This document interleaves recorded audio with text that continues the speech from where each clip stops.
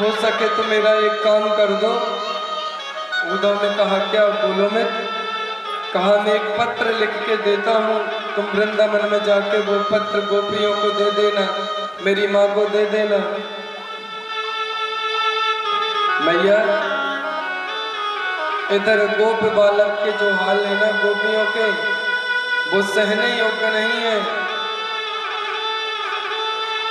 क्योंकि कन्हैया ने कहा था कि 2 दिन में आ जाऊंगा। आज सारे गोप बालक प्रातः में उठते हैं, यशोदा माँ के पास जाते हैं, कहते माँ तुम्हारे लाला को हम लेके आएंगे। और जिस रास्ते से कन्हैया गए हुए थे ना, उस रास्ते में जाकर सारे गोप बालक सुबह से खड़े हो जाते हैं। नजर निहारते निहारते शाम हो जाती है, कन्हैया आते नहीं। तो शाम के समय और की मोहि ब्रज बसरत नैयार उधो, मोहि ब्रज बसरत नैया है, मोहि ब्रज बसरत नैयार उधो, मोहि ब्रज बसरत नैया, मोहि ब्रज बसरत नैयार उधो, मोहि ब्रज बसरत नैया।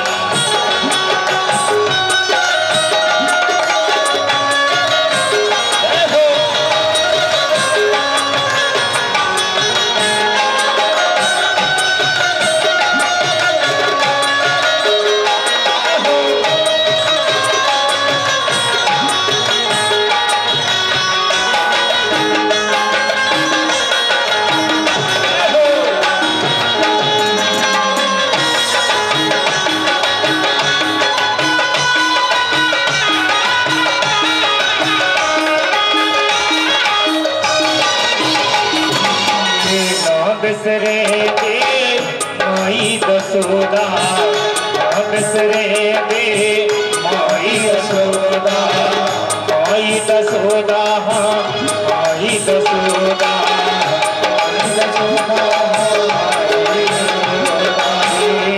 बिसरे बे माई यशोदा, बिसरे बे माई यशोदा, ना बिसरे बे भैयार दूधा, ना बिसरे बे भैयार दूधा, वे ब्रज बसरत नैया, वे ब्रज बसरत नैया दूधा, वे ब्रज बसरत नैया।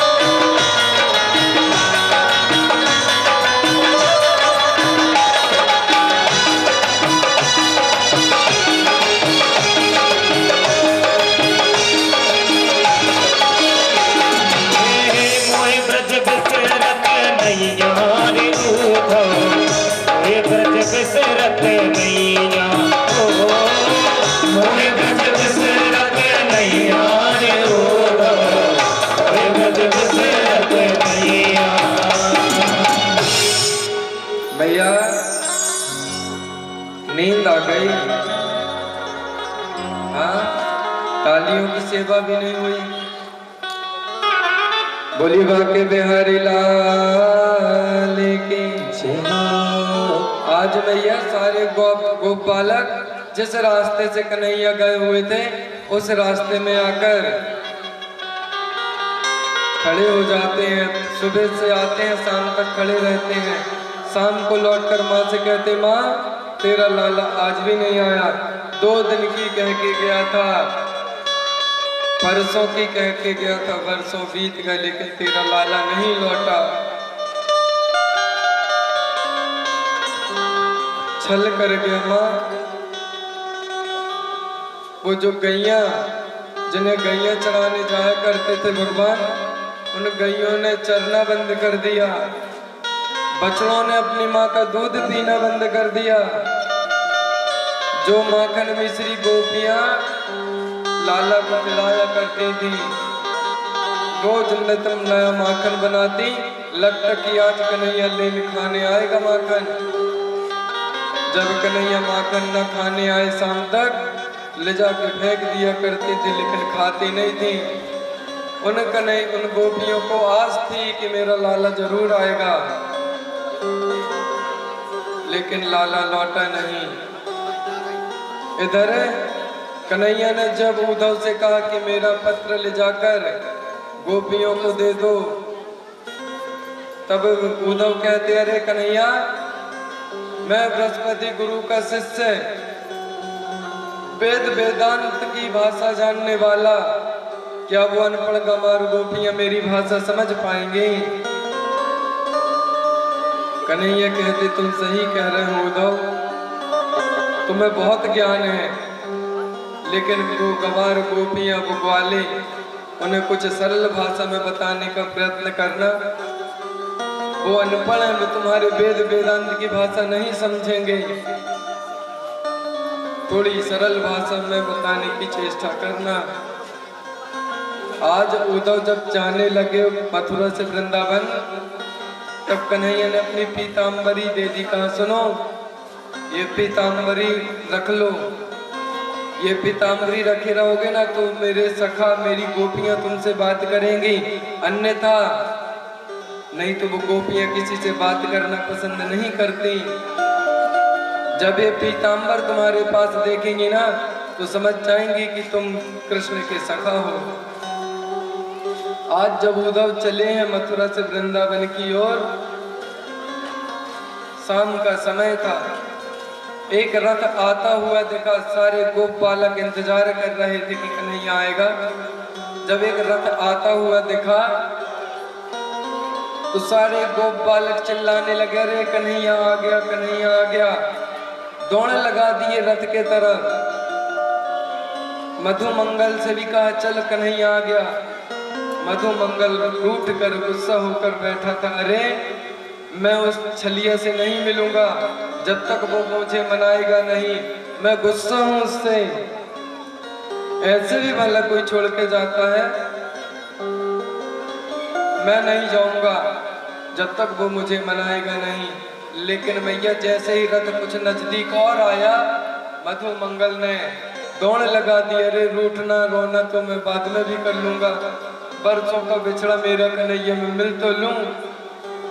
और जैसे ही मधुमंगल रथ के पास पहुंचा है तो कन्हैया होता तो मधुमंगल से मिलता। जब मधुमंगल रथ के पास पहुंचा तो कह दिया, अरे ये तो कन्हैया नहीं, ये तो और कोई है। फिर आज कन्हैया ने छल कर दिया हमारे साथ। ये कन्हैया नहीं हो सकता। कन्हैया होता तो रथ से कूद के मुझे गले से लगा लेता। अरे ये कन्हैया नहीं है, ये तो कोई छलिया है जो छल करने आया है। उद्धव ने जब गोप सखाओं का जब यह स्नेह प्रेम देखा तो उद्धव जी को पहले ज्ञान का बड़ा अभिमान था। वृंदावन में पहुंचने से पहले ही उनका अभिमान चकनाचूर हो गया। गोप बालकों का प्रेम देख के सारे गोप बालक रोने लगे। आज उद्धव जी पूछ रहे, रे नंद बाबा का घर कहाँ है बता दो। तब एक सखा कहता, सुनो, ये जो पानी बह रहा है ना, इस पानी के रास्ते चले जाओ। आजकल नंद बाबा का घर का रास्ता बड़ा सरल हो गया है, तुम इस पानी के रास्ते से चले जाओ। इस पानी का उद्गम जहाँ होगा समझ जाना वही यशोदा मैया का घर है, नंद भवन है। उद्धव ने पूछा, ये पानी वहां से क्यों आ रहा? कहीं तुम चले जाओ, तुम्हें पता चल जाएगा। उद्धव जी जब उस पानी के रास्ते से गए ना, नंद भवन में जाके देखा तो बीच में यशोदा मैया बैठी हैं, चारों तरफ गोपिकाएं बैठी हैं और कृष्ण की याद में विरह में रो रही हैं। कृष्ण ने जो लीलाएं की एक दूसरे से बता रही हैं और रो रही हैं, आंख से वो अश्रु की धारा बह रही है। मैया यमुना का पानी खारा क्यों है पता है?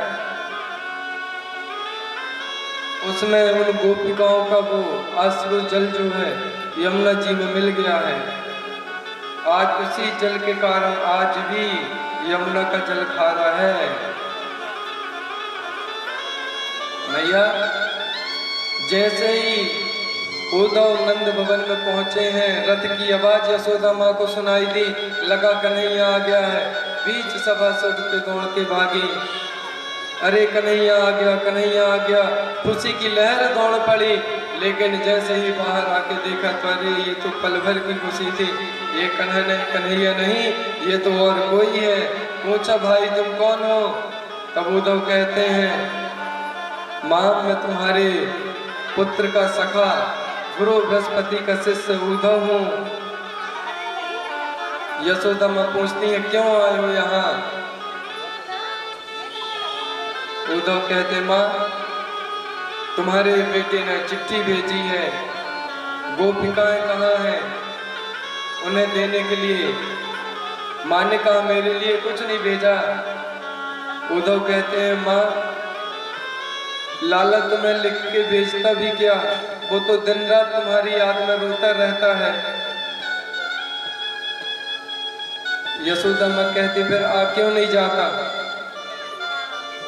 उद्धव जी कहते हैं कि मैया अभी तुम्हारा बेटा कोई साधारण लड़का नहीं, मथुरा का राजा बन चुका है, उसे बहुत सारे काम है, राज्य चला रहा है, जरूर आएगा, लेकिन वो तुम्हें बहुत याद करता है। माँ जब से तुम्हारे हाथ का माखन मिश्री खाना छोड़ा है भैया, तुम्हारे कान्हा ने माखन मिश्री को हाथ तक नहीं लगाया। सुन के रोने लगी यशोदा माँ, बताओ मेरे बेटे ने माखन मिश्री के सिवा कुछ नहीं खाया, पता नहीं क्या खा रहा होगा। बात करते करते रात से सुबह हो गई। आज उद्धव जी पूछते हैं, यशोदा मैया वो किसी राधा रानी के विषय में चर्चा कर रहे थे, कहाँ है वो? यशोदा माँ कहती है, जहाँ पे राधा और कृष्ण मिला करते थे, आज भी राधा रानी उसी यमुना के किनारे बंसी घाट में कन्हैया का इंतजार कर रही है, वो वहीं मिलेगी, चले जाओ। प्रातः 4 बजे जब कन्हैया यमुना के तट पर पहुंचे, देखा तो बहुत सारी गोपियां सखा राधा रानी बैठी हुई हैं, आपस में चर्चा कर रही हैं कि कन्हैया कैसे छछिया पर छाछ पे नाच करया करता था, अब हमारा माखन रखा रहता, कोई खाने वाला नहीं, कोई चुराने वाला नहीं। अब तो हम खुले में माखन रख देते हैं कि कन्हैया को माखन पसंद था, माखन आके चुरा लो कन्हैया, लेकिन आता ही नहीं। सारी गोपियां अपनी अपनी कथाएं बता रही हैं राधा रानी को। राधा रानी के मुंह से एक शब्द भी ना निकले, बस कृष्ण कृष्ण कृष्ण कृष्ण के रटना लगाए, हाय मेरा कृष्ण। जैसे ही उद्धव जी महाराज जी को देखा तो पूछा, अरे कौन हो तुम? उद्धव ने कहा, राधे मैं तुम्हारे कन्हैया का मित्र हूँ, देखो कन्हैया ने तुम्हारे लिए इन गोपियों के लिए चिट्ठी भेजी है। और जैसे ही मैया चिट्ठी का नाम सुना, सारी गोपियां झुमट गई उद्धव जी से चिट्ठी छीनने के लिए। जिसके हाथ में चिट्ठी का जितना टुकड़ा आया उतने टुकड़े को लेकर सारी गोपिकाएं इधर उधर जाके छुप गईं और चिट्ठी को निहारने लगी, पढ़ने लगी। अरे ये कृष्ण के हाथ की चिट्ठी है। चिट्ठी में जिसके हाथ में जो टुकड़ा आया ये मानो कि उसी के विषय में लिखा हुआ था कि मैं तुम्हारे बिना नहीं रह पा रहा हूं सखी। तुम्हारे हाथ का वो माखन, तुम्हारी वो डांट मुझे बहुत याद आती है। न जाने कहाँ चला गया वो समय। सारी गोपियां चिट्ठी को लेकर देख रही हैं, रो रही हैं कि मेरा कन्हैया मुझे याद कर रहा है। राधा रानी को उद्धव जी उपदेश देते हैं, ज्ञान देते हैं। अरे वो तो छलिया है, छल करके चला गया राधे, अब मत करो तुम उसे याद। तब राधा रानी कहती है अरे उद्धव ये प्रेम की बात है, तुम नहीं समझोगे, तुम नहीं जानोगे। राधा रानी कह रही हैं ये तो प्रेम की बात है उद्धव। क्या जिंदगी तेरे बस की नहीं है, ये तो प्रेम की बात है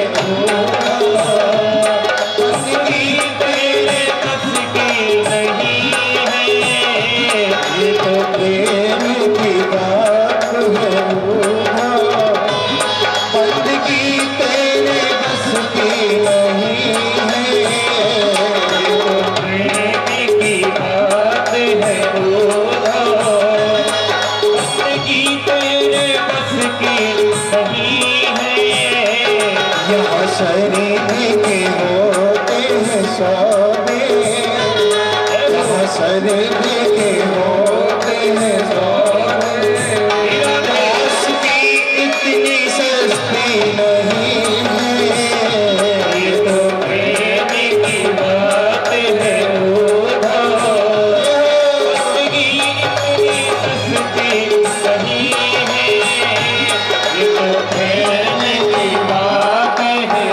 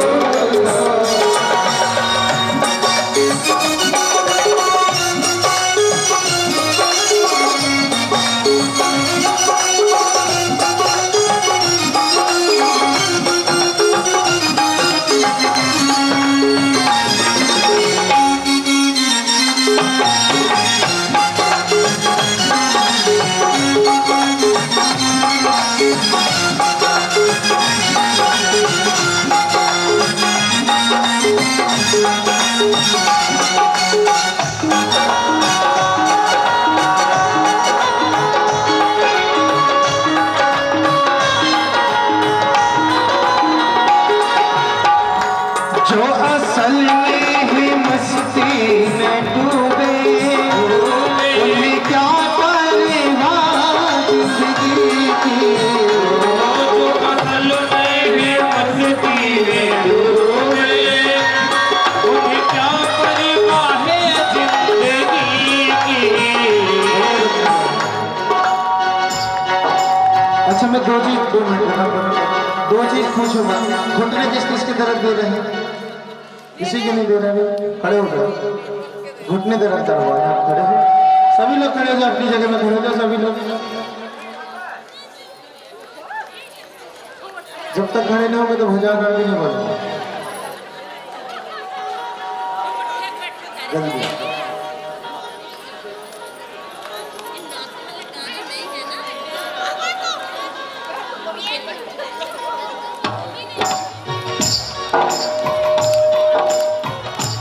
जो असल में है मस्ती में डूबे उन्हें क्या परवाह जिंदगी की।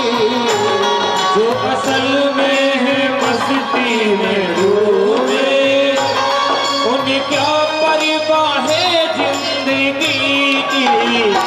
जो उतरती है चढ़ती है मस्ती, जो उतरती है चढ़ती है मस्ती, वो हकीकत में मस्ती नहीं है, ये तो प्रेम की बात है। वो मस्ती तेरे बस की नहीं है, ये तो प्रेम की बात है। वो बंदगी तेरे बस की नहीं है, ये तो प्रेम की बात है।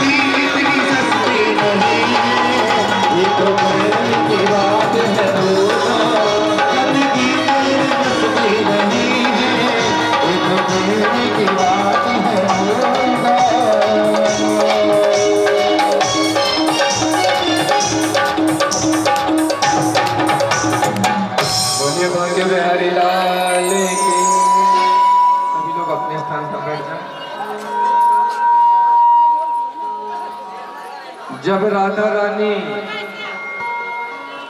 उद्धव समझाने लगे तो राधा रानी कहती है, अरे उद्धव ये तो प्रेम की बात है, ये कहाँ ज्ञानियों को समझ में आएगी, तुम कहाँ वेद वेदांत को जानने वाले, प्रेम की भाषा तुम्हें क्या समझ में आएगी। तुम क्या जानो प्रेम क्या होता है? हाँ, तुम्हें क्या पता प्रेम किसे कहते हैं? आज जब गोपियों से, राधा रानी से जब उद्धव जी ने कृष्ण की कथा सुनी ना, तो कृष्ण से कह के आए थे कि मैं एक दिन से ज्यादा नहीं रुकूंगा वृंदावन में, लेकिन भैया एक दिन की छोड़ो, कन्हैया 6 महीने राधा रानी के पास रुके रहे। आज ये वही उद्धव है। यादव कुल जब पूरा समाप्त हो गया था ना, तो सिर्फ 2 लोग बचे थे। एक उद्धव जी जो राधा रानी से कथा सुनी थी, और एक वज्रनाभ जिसे कुरुक्षेत्र में कृष्ण भगवान से कथा सुनी थी। आज यादव वंश जितना भी है ना, वो सब वज्रनाभ की संतान है। बाकियों का तो सबका संहार कर दिया था भगवान ने, आपस में लड़क कट के मर गए थे। जब उद्धव जी ने कृष्ण भगवान से कथा सुनी, तो 1-2 दिन नहीं 6 महीने तक रुके रहे। और अब कन्हैया उद्धव वृंदावन से मथुरा आते और कहते हैं, अरे कन्हैया तुमने ठीक नहीं किया, तुमने छल किया है, तुमने गोपियों के साथ, ग्वालों के साथ छल किया है। तब आज कन्हैया कहते हैं, अरे उद्धव सीधे हो गए, सुन गोपिन के बोल, श्याम बजाए डुगे डुगे, राधा बचाए सुर। राधा रानी के मुख से जब कथा सुनी ना, सब ज्ञान का धरा रह गया। ज्ञानी बन के गए थे, प्रेमी बन के लौटे हैं। आज उद्धव जी कन्हैया से क्या कह रहे हैं? छीन लिया मेरा भोला समन, छीन लिया मेरा भोला समन, राधा रमण प्यारो राधा रमण, छीन लिया मेरा भोला समन, राधा रमण मेरो राधा रमण, छीन लिया मेरा भोला समन, भोला समन, राधा रमण प्यारो राधा रमण, रमणी प्यारो राधा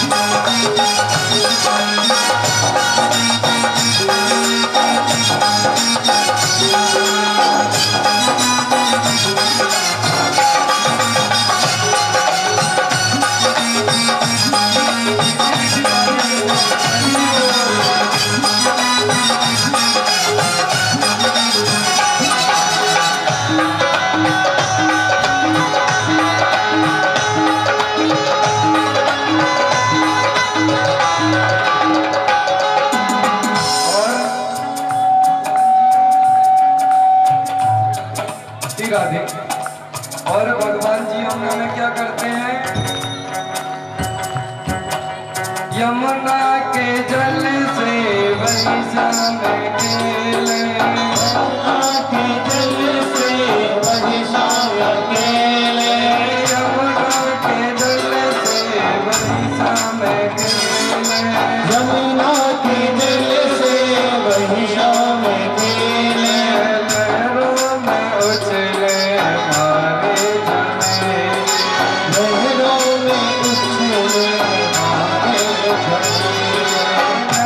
में उछले मारे जाने, लहरों में उछले मारे जाने, लहरों में उछले मारे जाने, बिछुड़न कभी रोवे,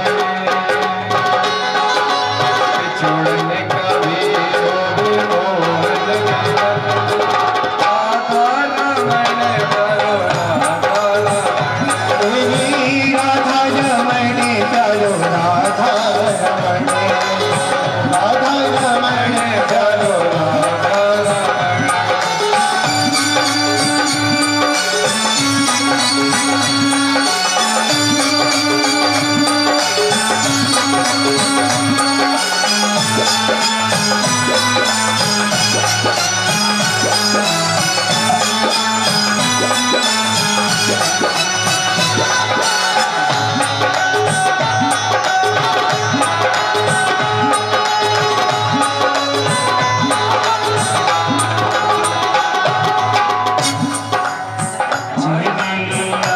मेरा भोला समल है, छीन लिया मेरा भोला समल, राधा रमण मेरा राधा रमण। बोलिए भाग्य बिहारी लाल की। जय हो। उद्धव जी कह रहे हैं अरे कन्हैया, छीन लिया मेरा भोला समन, राधा रमण प्यारो राधा रमण,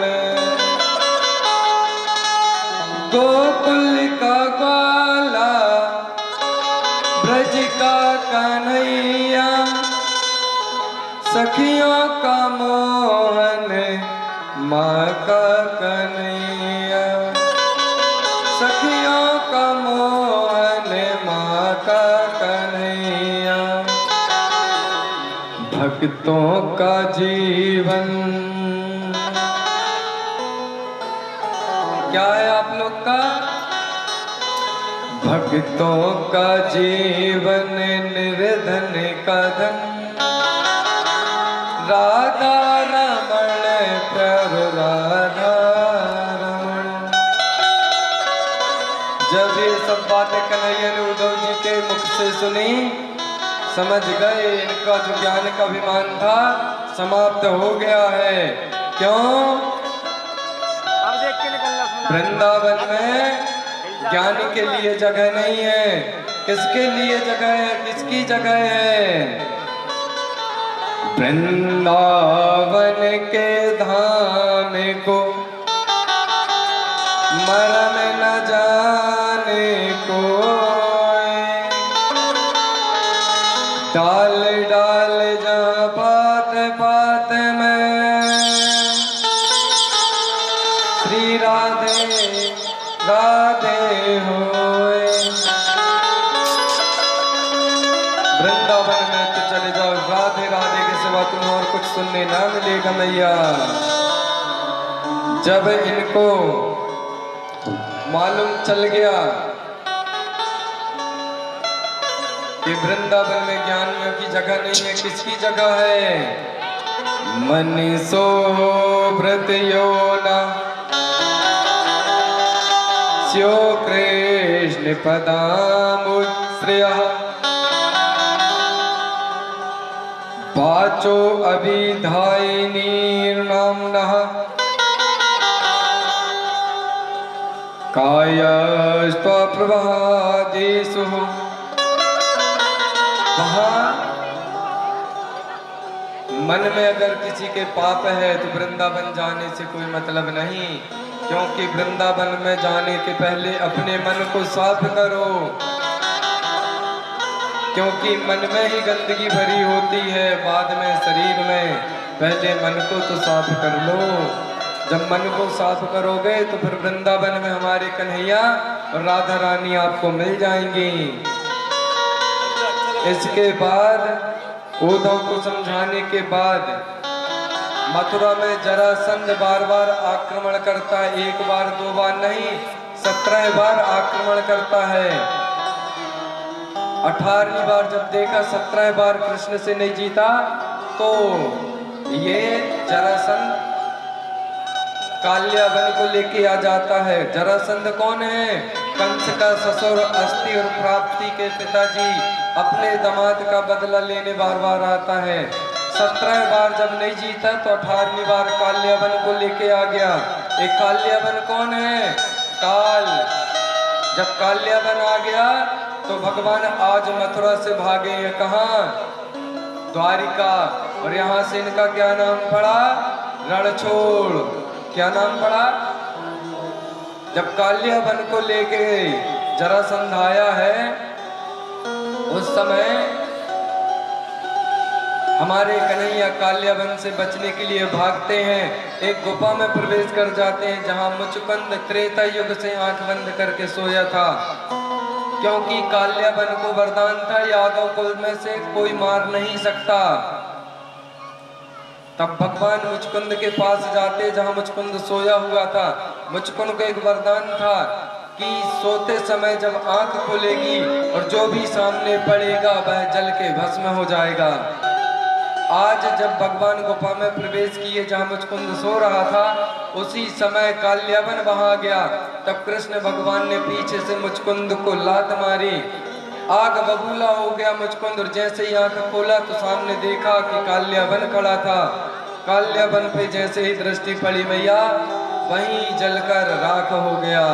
और आज कन्हैया यहाँ से द्वारिका जाते हैं। विश्वकर्मा जी को आदेश दिया कि भैया ये दुनिया रहने लायक नहीं है, तुम तो समुद्र में एक अलग घर दुनिया बनाओ जिसका नाम रखा गया द्वारकापुरी। और आज भगवान यहाँ से सीधे द्वारिका नगरी को चले जाते हैं। अब द्वारिका नगरी में जब इनका खुद का घर बन गया तब इनका विवाह भी तो करना है ना। कन्हैया के 16,108 विवाह हुए हैं, जिसमें 8 अष्टपट रानियां हैं, 16,000 इनकी रानियां, 16,100 रानियां और 8 इनकी पटरानियां थी। मैया इनमें से एक भी विवाह ऐसा नहीं जिसे कृष्ण भगवान को 1 मिनट पहले पता हो। सारे विवाह अचानक हुए हैं। तो अब हम विवाह की कथा की ओर चले हैं ना। बारात आने में टाइम है, कम से कम कथा अच्छे से सुन लो, है ना मैया। हर बार कथा रह जाती है, उत्सव मना लेते हैं, तो इस बार कथा सुनो। विदर्भ देश के एक राजा थे जिनका नाम था राजा भीष्मक। उनकी पत्नी का नाम शुद्धमती। इनके एक पुत्र एक पुत्री, नाम था पुत्र का रुक्मी और पुत्री का नाम रुक्मणी। धीरे धीरे दोनों बड़े बाल्यावस्था से ही रुक्मणी कृष्ण प्रेम में डूबी हुई थी। रुक्मी ने इनका विवाह रुक्मणी का शिशुपाल के साथ करना तय कर दिया था। शिशुपाल कौन है मैं बताऊंगा कल कथा में। मैया रुक्मी ने रुक्मणी का विवाह शिशुपाल के साथ करना तय किया। तब रुक्मणी ने मन में संकल्प कर लिया कि अगर मेरा विवाह कृष्ण के साथ नहीं हुआ, द्वारकाधीश के साथ, तो मैं प्राण त्याग दूंगी। तब एक सुदेव नाम का ब्राह्मण जो द्वारका नगरी आया जाया करता था, उसके हाथ रुक्मणी ने एक पत्र भेजा जिसमें 7 श्लोक लिखे थे। उन 7 श्लोक में मानो गागर में सागर भर दिया था। लिखा था, रे द्वारकाधीश जी, मैं आपके लायक तो नहीं हूँ, आप कहाँ ईश्वर में जीव, लेकिन मैंने आपको पति रूप में वर्ण कर लिया है। अगर आप मुझे यहाँ से लेकर नहीं गए, मेरा विवाह अगर आपके साथ ना हुआ तो मैं अपने प्राण त्याग दूंगी। क्यों? क्योंकि मेरे भाई ने मेरा विवाह रुक्मी के साथ करना तय कर दिया है। इस श्लोक में लिखा कि सुनो, मैं कल प्रातः में माता पार्वती के मंदिर में जाऊंगी पूजा करने, आप मुझे वहां से हरण करके ले जाना।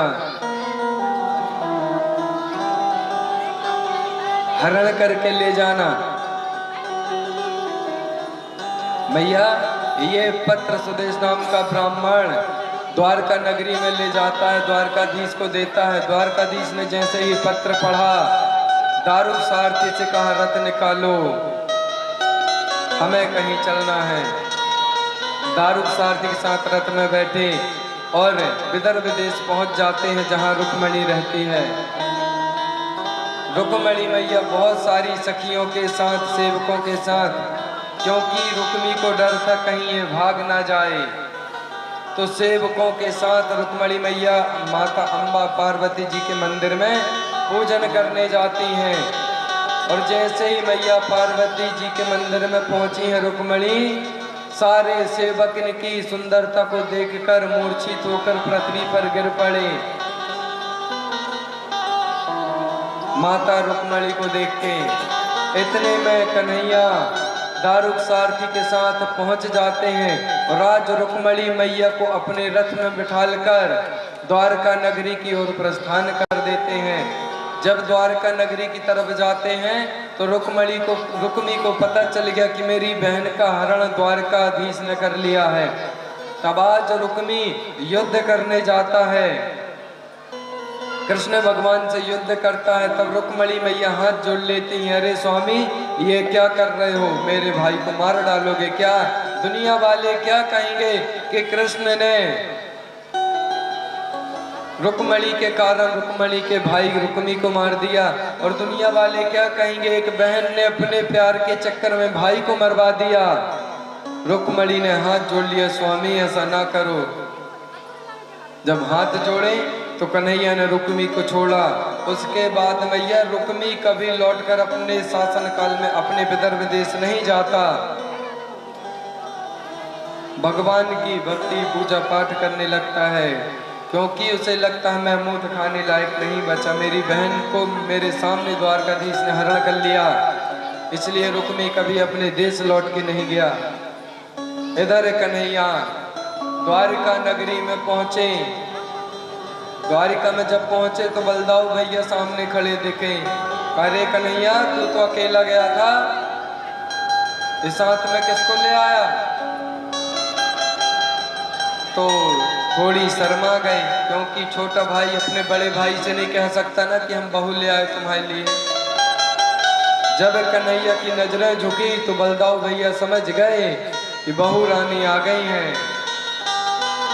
इसके बाद द्वारिका में बड़े ही धूमधाम से रुक्मणी मैया का और कृष्ण भगवान का विवाह उत्सव मनाया गया, जो कि अभी हम कथा पंडाल पर मनाएंगे। बारात हमारी थोड़ी सी लेट हो गई है, कहीं फंस गई है, अभी ट्रैफिक में आ रही है।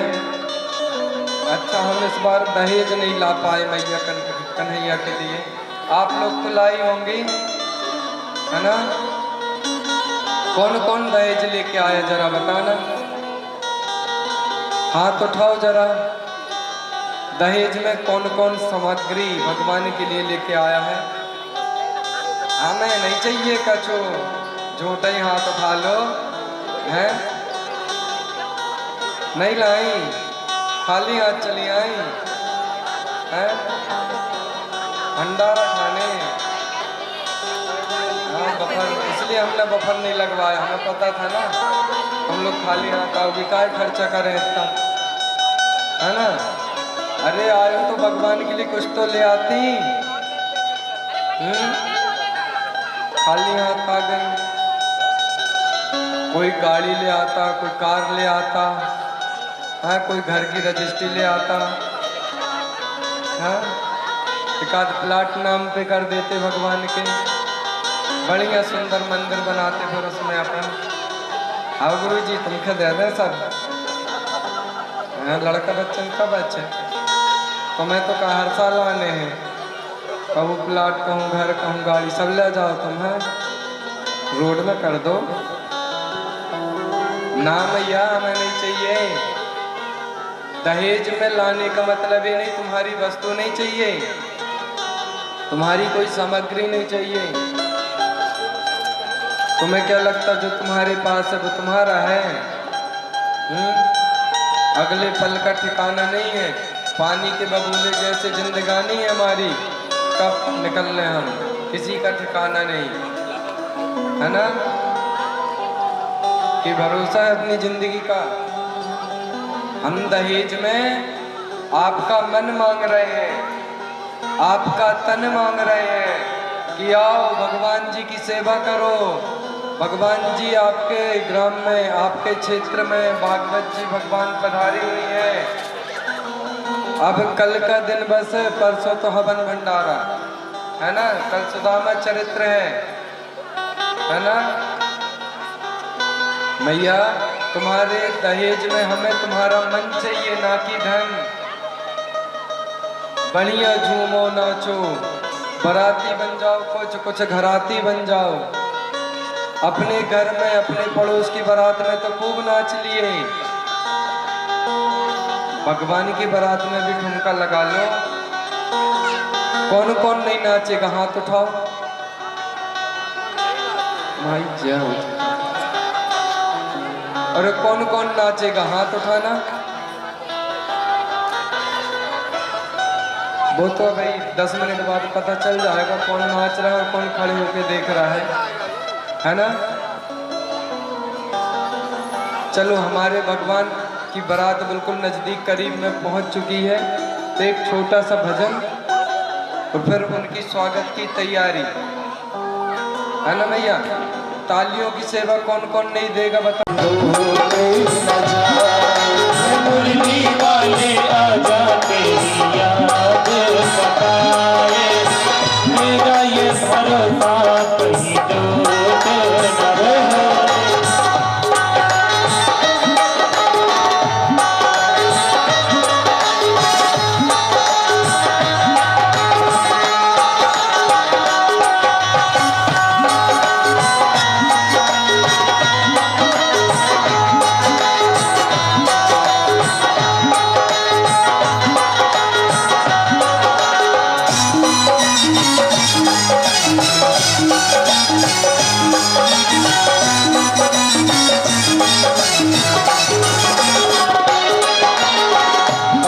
सभी लोग बता था कि आज तो 11 से सब कुछ पता है, सबको पता ना 11 से भाभी को नहीं पता तो मंदिर नहीं आपकी भाभी वाली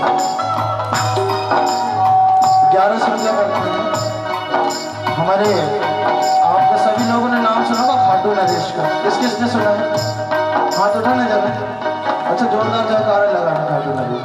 बोलिए खाटू नरेश की, श्याम प्यारे की देखो।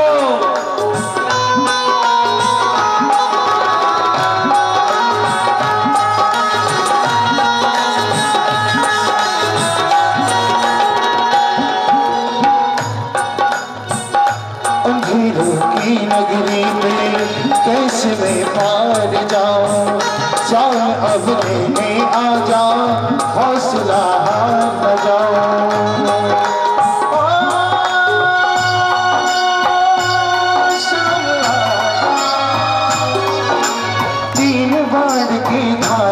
तीनों बार चलाओ ना, 3 बार के धारे तीनों बार चलाओ ना।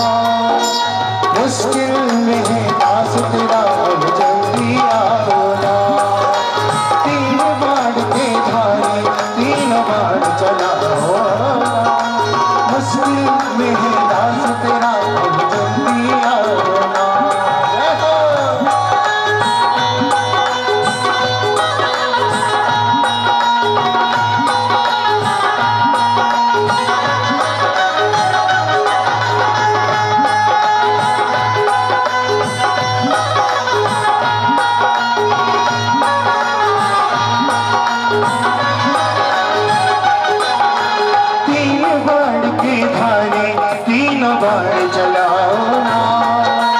मुश्किल में है दास तेरा, अब जल्दी आओ ना। तीन बार के धारी तीन बार चलाओ ना। मुश्किल में है दास तेरा अब जल्दी आओ ना। हारे के सहारे मेरे हारे के सहारे तीन बार के धारी तीन बार चलाओ ना। मुश्किल में है दास तेरा अब जल्दी आओ ना। तीन बार के धारी तीन बार चलाओ ना। मुश्किल में है दास तेरा अब जल्दी आओ ना।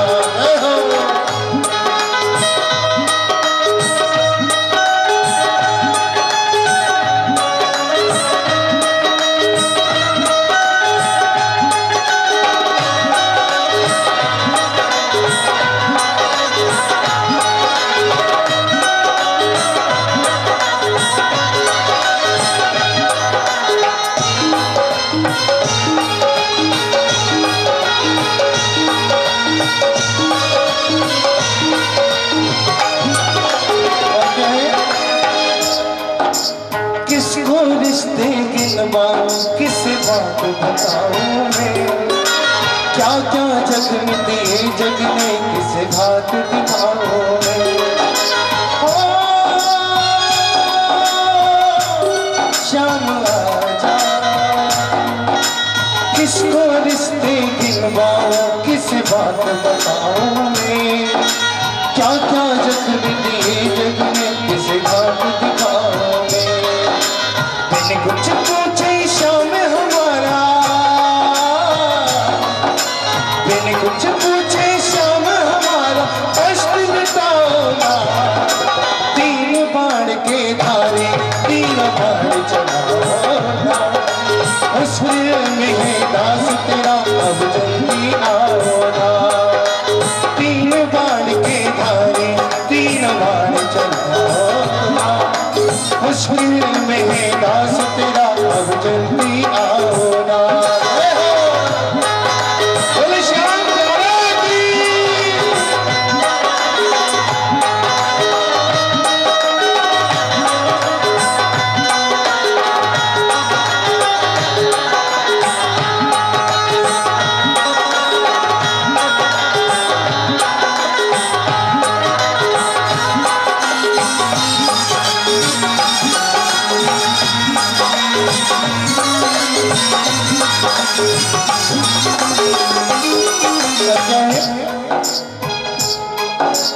अनजानी नगरी में सब अनजाने लगते हैं। हम तो तेरी याद में रो लगते हैं। अनजानी नगरी में सब अनजाने लगते हैं। हम तो तेरी याद में रो जगते हैं। बहता है इन आंखों से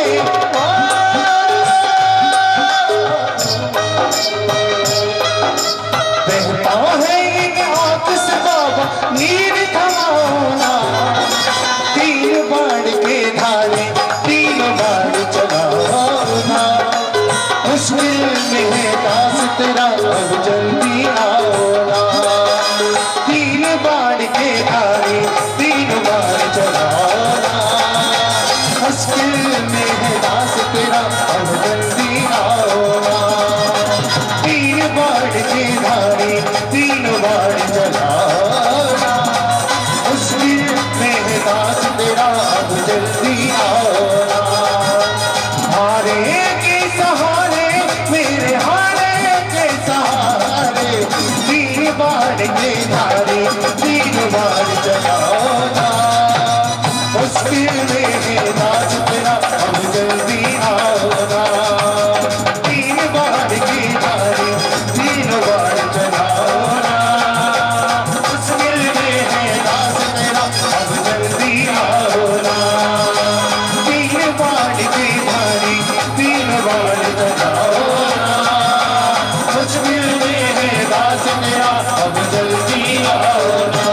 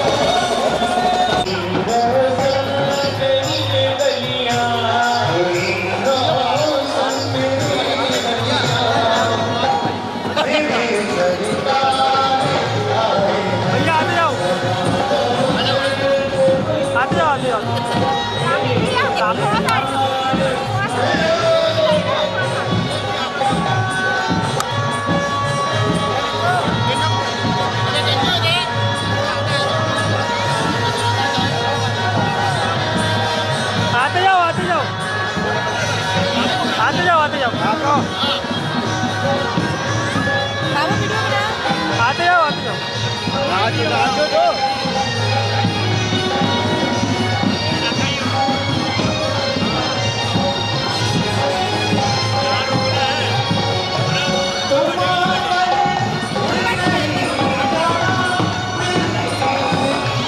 आप लोग साइड लो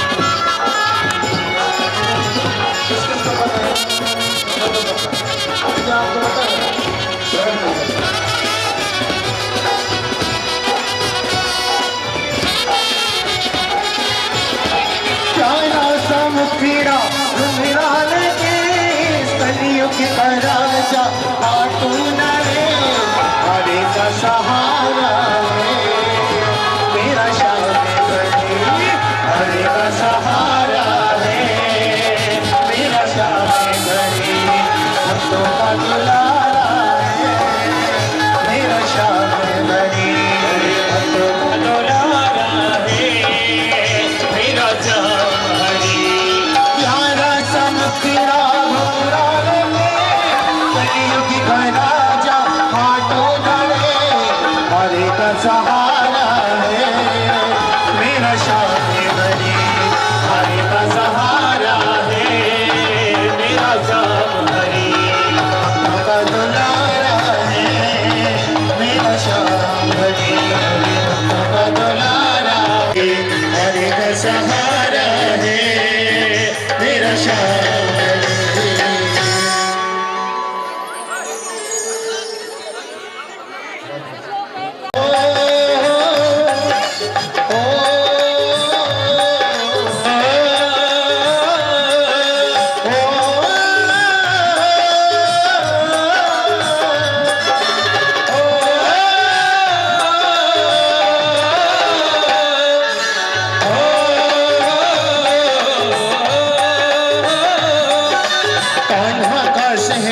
सुहाना लगता है कान्हा का सेहरा सुहाना लगता है रुक्मणी का तो फिर दीवाना लगता है ओ कान्हा का सेहरा सुहाना लगता है रुक्मणी का तो दिल दीवाना लगता है कान्हा का सेहरा सुहाना लगता है रुक्मणी का तो दिल दीवाना लगता है कान्हा का सेहरा सुहाना लगता है रुक्मणी का तो दिल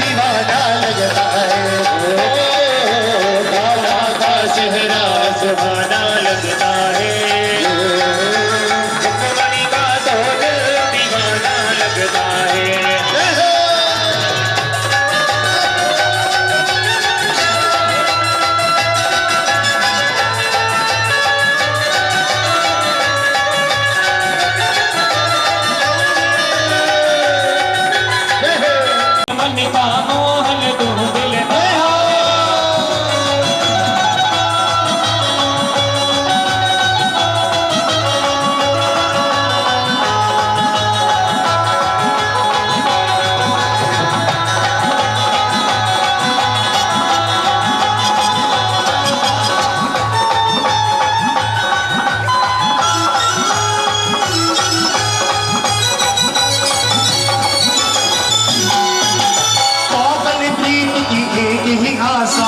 दर्द दिल दर्शन का प्यासा दर्द दिल दर्शन का प्यासा दर्द दिल दर्शन का प्यासा पागल प्रीत की एक ही आशा दर्द दिल दर्शन का प्यासा दर्द दिल दर्शन का प्यासा दर्द दिल दर्शन का प्यासा तेरे हवाले जीवन की पतवार है तेरे हवाले जीवन की पतवार है मेरे मन का मोहन तू दिलदार है ओ काली कमली वाला मेरा यार है मेरे मन का मोहन तुम दिलदार है ओ काली कमली वाला मेरा यार है मेरे मन का मोहन तू दिलदार है